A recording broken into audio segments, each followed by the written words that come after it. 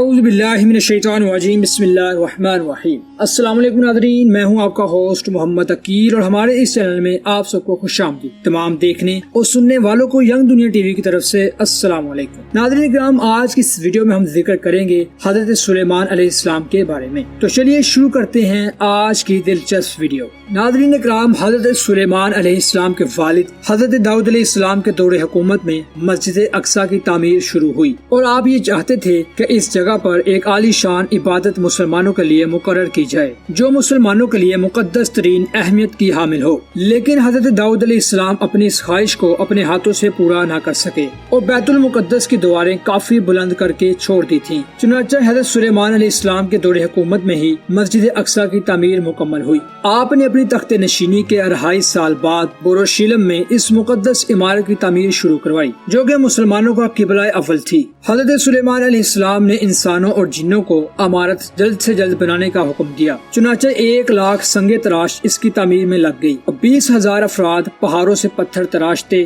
70,000 ہاتھی اور اونٹ ان پتھروں کو اٹھا کر لاتے، جبکہ بہت سارے دیو اور جنات بہت سارے جواہرات، سونے اور ہیرے اٹھا کر لاتے۔ اس مسجد کی لمبائی 784 گز اور چوڑائی 855 گز تھی اور مسجد میں 684 ستون تھے اور 4,000 کنڈلیز روشن ہوا کرتی تھی اور اس کی صفائی پر 700 صفائی کرنے والے مامور تھے۔ اور مسجد کے صحن میں ایک ایسا مقام ہے جس پر حضور صلی اللہ علیہ وآلہ وسلم کے نقش قدم مبارک ظاہر ہیں، اور اس مسجد کے تمام صحن میں ایک ہاتھ بھی ایسی جگہ نہیں ہے جس پر کسی پیغمبر نے نماز نہ پڑھی ہو یا پھر کسی فرشتے نے قیام نہ کیا ہو۔ اور جب حضرت سلیمان علیہ السلام کی وفات کا وقت قریب آیا تو مسجد کی تعمیر ابھی مکمل نہیں ہوئی تھی، تو اس طرح حضرت سلیمان علیہ السلام نے اللہ کے ہاں عرض کی کہ یا باری تعالی میرے انتقال کو جنات سے پوشیدہ رکھا جائے تاکہ بیت المقدس کی تعمیر مکمل ہو سکے، اور آپ کی دعا اللہ نے قبول کی اور جنات نے شیشے کے محل میں حضرت سلیمان علیہ السلام کے لیے ایک محل تیار کیا تھا اور آپ اکثر یہیں عبادت کیا کرتے تھے، اور آپ اس میں تشریف لے گئے اور آپ اپنے آسے کے سہارے کھڑے ہو گئے اور اسی دوران ان کے جسم سے روح پرواز کر گئی، مگر چونکہ ان کا بہت ہی روب دبدبا تھا اور اکثر عبادت الہی میں مصروف رہتے تھے، اس لیے جنات کو آپ کے انتقال کی خبر نہ ہوئی اور وہ آپ کو زندہ سمجھ کر کام کرتے رہے، اور ایک طویل عرصہ تک ان کا جسم آسا کے سہارا کھڑا رہا، اور آخر جب دمک نے آسا کو کھا لیا تو ان کا جسم زمین پر گر پڑا۔